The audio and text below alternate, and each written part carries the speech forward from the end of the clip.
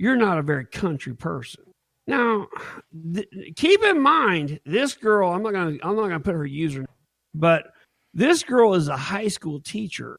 I'm gonna put her user. Radio edit. And this broad. Okay, so this broad, which she's literally in her job molding minds. Hint, hint. She replies to me and said, by the way you look, you don't look like you're very country. Well, that offended me. And I had some choice words. My deal on this is, do people make a snap judgment on you? I know the answer to this. Do they make a snap judgment on you, the kind of person you are, by the way you appear?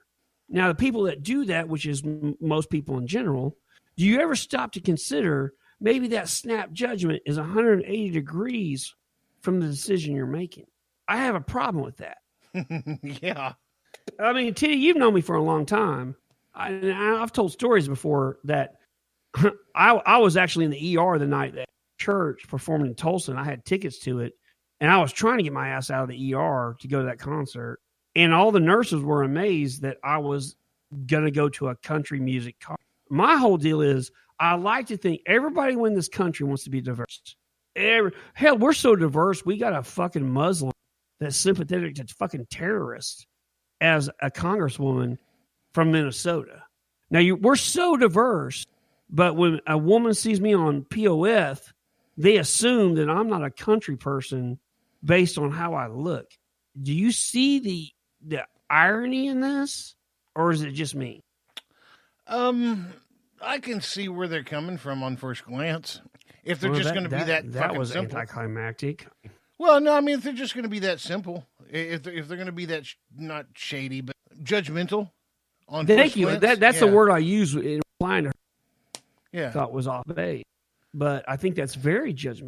Sure. Now, Tiddy, you and I are best friends. We have been best friends for. Yeah. Would you not know if you didn't know me? Would you walk into that scenario and think the same thing? My first thought, first of all, my first thought we're not, because honestly, I really don't. But well, not that you're trying to fuck me. I mean, no, but I mean, if all she's looking for is a country boy, and that's all she wants, well, okay. There's lots of country boys. Apparently, she wants dumbed down. But do you not see my problem? I mean, am I off base? If I'm off base, then let me know, because my stance on that. No, I think it offends you that she didn't think you were country, but here's the what thing. What offends me is that she made a snap judgment based on a couple of pictures. That's what offends me. How many of your average rednecks do you look at that wear flat bills? Okay, I can give you that. Case in point. Okay, well, okay. There you go. And see, there's a prime example. I'm going to leave my mind open and let you make a point when this country is not about people making points. No, I get that. Like I probably do have a presentation that's probably different than a lot of people that live a country lifestyle. Right. Like, but and I do live in the middle of fucking in Tulsa. Yeah. But like my close friends, like you and some of the other crew, they realize like that's just not me. Like I'm a little bit different than what you see. There's a great meme that rolls around, and it's 35 millimeter film, and it talks about everybody sees an image, but nobody gets the picture. And that's pretty much, I've always held on to that, because that's pretty much, I think, what people see. My whole point in this is people don't need to judge people by first appearances. And I think our country would be a lot better off if we all adhered to that. Yeah, I don't think she was willing to open up her mind enough to think that there was rednecks that actually do wear flat bills. Maybe not, but that's my whole deal. Is she didn't make a snap judgment on people your first impression. I used to work in the medical field, and I've got a lot of tattoos, and I had patients that were of a certain age, probably my parents' generation, that were very uncomfortable. Kind of made a snap judgment that maybe I was a thug or this and that. And I actually had a lady tell me one day after her sleep study, and she was like, "Hey, I owe you an apology. Like, you're a lot nicer of a person than I actually thought and assumed you would be based on your." And And I told her, hey, if that's a lesson you take from this whole fucking sleep study, then good on you. Like, don't judge people by the way. No. I mean, that's my whole deal. And that's Tiddy and I have a lot of a message to try to get out there, and that's one that's very dear to my heart. Don't judge people. You guys are selling yourself short. You're selling that person short. Everybody needs to be open minded and just accept people for who they are. Yeah, this chick ruined any possibility of a decent friendship from a guy who's a great friend. Oh yeah. The correspondence after that were hilarious. I mean, that's my deal, man. I mean, you guys don't judge people on the way they look. I mean, that's my soapbox for the night. Besides the State of the Union address. Yeah, and I'm sorry that you felt judged, and I'm sorry she because she did in fact judge you. Well, and that's just it, man. Like I am a person, and that bothered me that she did. Like that really sincerely bothered me. You know, people can have their opinions. I don't really give a fuck, but I like to think people that are a little bit more minded and accept people for who they are, and just maybe think outside the box. I mean, that was a big deal. Like you've mentioned in previous podcasts about Outcast Media Group, and at one time I Outcast Outdoors. Right. And the premise of that hunting team is it was a bunch of people that didn't look stereotypically like what people in the outdoors look like. And that was my goal. And that's kind of still what I believe in. And I'm sorry, if you don't think people in the outdoors, if you don't think country flat bill hat, you're missing out on a lot of great friendship. But that I'm getting off my soapbox. Now, you said she was a school teacher? Yeah, she's a school teacher, man. She didn't feed her students marijuana-laced gummy bears, did she? Oh, God, did you see that story? Yeah.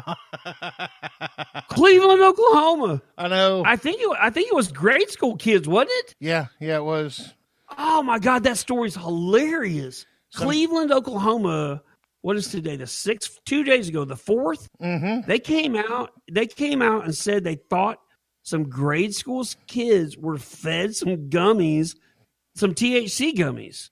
My point is, good on you, teacher. Good on you. Take a bad kid and make them high as fuck.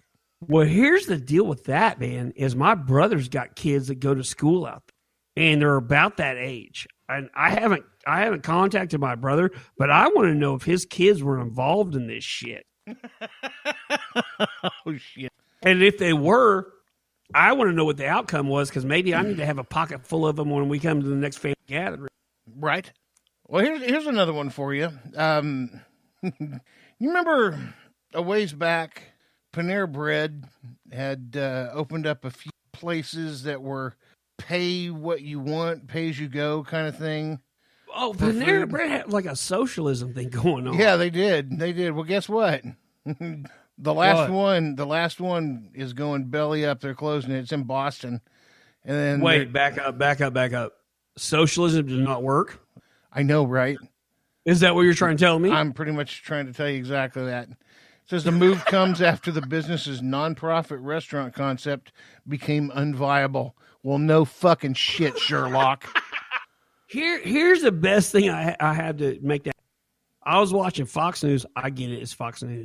A guy made the argument the other day that there are hundreds of thousands of lemonade stands started every spring and summer in the United States. None of those are started and operate under social.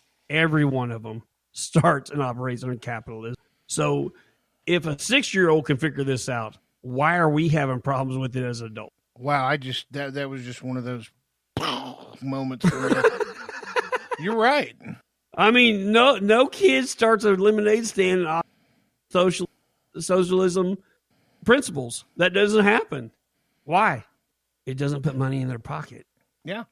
They start a lemonade stand because they want to buy something, or but wait, you're telling me Panera Bread did this? Yeah, they had multiple nonprofit stores that basically pay what you want, pay what you think you can afford, and they went belly up. Go fucking figure. Yeah, weird. I tell you what's not going belly up. Tell me. Oh my God, you know me and camel toes, right? Oh, I know you and some camel toes. I know two things about you. You love camel toes and you love underboob. Under boob and camel toes are your jam. Yeah, like, does everybody like looking at the nipple in the areola? Of course they do. And even women like looking at boob. But if you got like a crop top T-shirt where all you see is just the under part of the boob and that's it. You like an overhang. You like the overhang. Lay me down and pour tomato soup all over my body. Good. That's God. what you got. Okay. Well, no, but it's the first thing that came to mind. But yeah, they make a fake camel toe underwear under underwear. Wait. So you got an undergarment that is pronouncing a camel toe? Yes. To advertise? Yeah. And you're on board with this, aren't you? Totally. Okay, here's my question on that, Tiddy. Like, I get that. You got a girl that's 5'2", 105, and she's wearing this undergarment. I'll support that. Now, let's say you got a girl that's 5'10", 270, and she's wearing that. What are you doing? Well, she needs to take it off because chances are she's probably got one anyway and doesn't need to wear it. It's unneeded? Is that what you're saying? It's unneeded? Unneeded. But you're a fan of the camel toe. Like, huge fan of the camel. So when you leave the house, like let's say you leave the house on a week. Let's say me and you go on the weekend. Are you on the radar for camel toe? Absolutely. Are you? I'm on the radar for camel toe at the beach, on a cruise. No matter where you go, you're on the radar for camel toe. Absolutely. Every time. Every time. Now, if you and I are together and you see it, are you pointing it out to me? Of course. Are you? Oh, you are? Hell yes. Are you doing it like overtly? Or are you like shining it right there, bam? Like no man left behind. I don't give a fuck if you don't like camel toe. I'm going to point that shit out to you anyway. It's all going down. Yes. You got everybody looking at it. Yes. Well, and now, let's just add to it. Now how are we going to add to that? Wait, back up. You just said, well, let's add to it. We're talking about camel toe, fake camel toe. Yeah. Okay.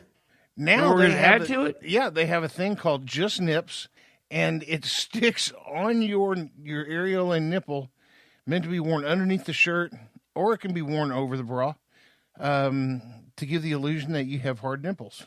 Whoa, back up. So wait a minute. I can't wrap my head around that. You're telling me right now with this, what you found on the internet, maybe, possibly, every pair of hard nipples I see out in public is not for real? Donnie, put that up on his screen. Okay. What the fuck? These are stick-on hard nipples? Yeah. Donnie, I don't even want it. Donnie, take that off. Look at the camel toe. Take that off. Donnie, put the camel toe up. What the fuck? What is happening in this country? You can't Isn't false advertising against the fucking law? Donnie, take the fucking camel toe off my fucking screen. He replaces it with fucking nipple. What's going on with this? I don't know. Just like you have a huge fake boob fetish. Well, I was gonna say I wouldn't call it a fetish, but it is a fetish. Yes, it is. Okay.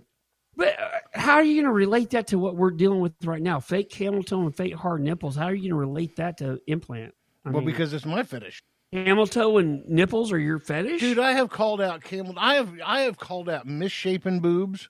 Misshapen boobs are like your jam, though.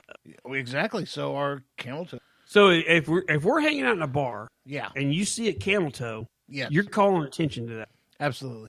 Is it like a nudge on Shiner's elbow, pointing and yelling? No, it's just where I'll take my first finger and middle finger. And if Donnie keeps pulling his pants up to create a camel toe in his fucking front of that's a fucking moose knuckle, and dude, that's a good moose knuckle right there. This motherfucker, I swear to God, I just don't. Man, I don't know. I think it's a huge jump. Implants and fake nipples. Like, how do you make that correlation? I just like hard nipples. I don't know if they're really hard. I don't know if it's a device underneath it. I do know. But what you're saying is you don't care if they're really hard. Well, you don't care that the tits are fake. If they look fake and you can present them as fake and you can convince me they're fake, yeah, I'm good. Right. See. Oh, God, I just made your Jesus Christ. Thank you. Well, there you have that. But camel toe is a whole nother area, dude. That's a whole nother level. If teachers had camel toes, the world would be a better place. Everybody be smart, wouldn't they? You know, you